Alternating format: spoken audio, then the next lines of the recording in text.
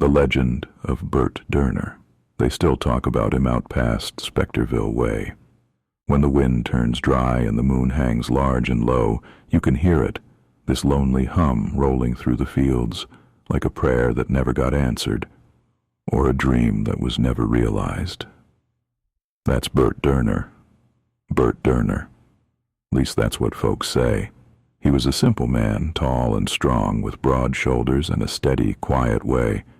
Worked the grain elevator, married a pretty girl named Rachel from across town, and together they raised their boy. Burt mostly kept to himself, but he loved and took care of his family. Never touched a drop, never raised a hand. And for 5 years, everything was beautiful. But about halfway through the 6th year, his boy caught the fever. One day he starts coughing, and then 2 more days and he was gone. Buried him under a big oak tree on July 3rd. This was the year, 19 and 29.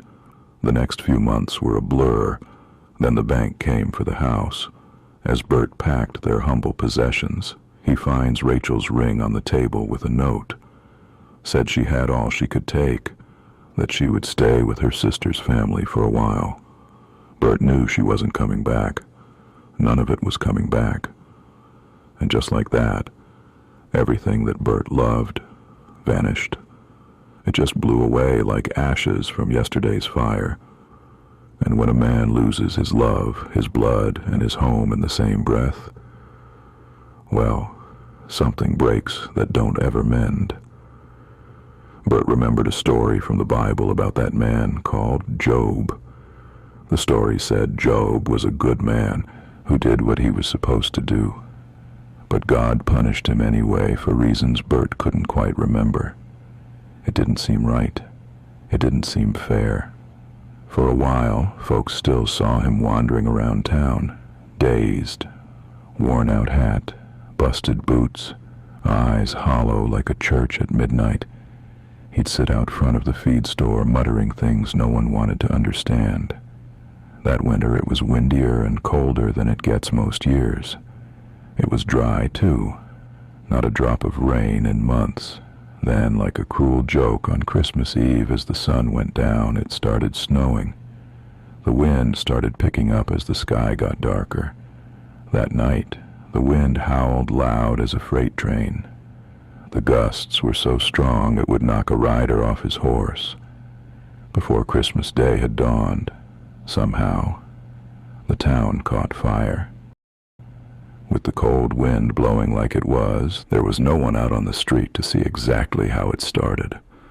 But once it started, fueled by that wind, the whole town was up in flames before most folks even knew there was a problem. In no time at all, practically the whole town was reduced to ashes. Of those who survived, it didn't seem like many. That had a little meeting out at the Doan place, which was spared out near the county line. And over the next few days, they searched the hills, they searched the creek, they even searched along the old rail line to the grain silos, looking for him. They found nothing but footprints in the ashes, leading toward the riverbed and ending right at the water's edge. There was a lot of arguing about what to do next. But what could they do except talk? And there was plenty of talk. But mostly folks just scattered. They gathered up whatever they could and left. The town of Spectorville would not be rebuilt. It would not rise like a phoenix from the ashes. The town of Spectorville would forever be a ghost town.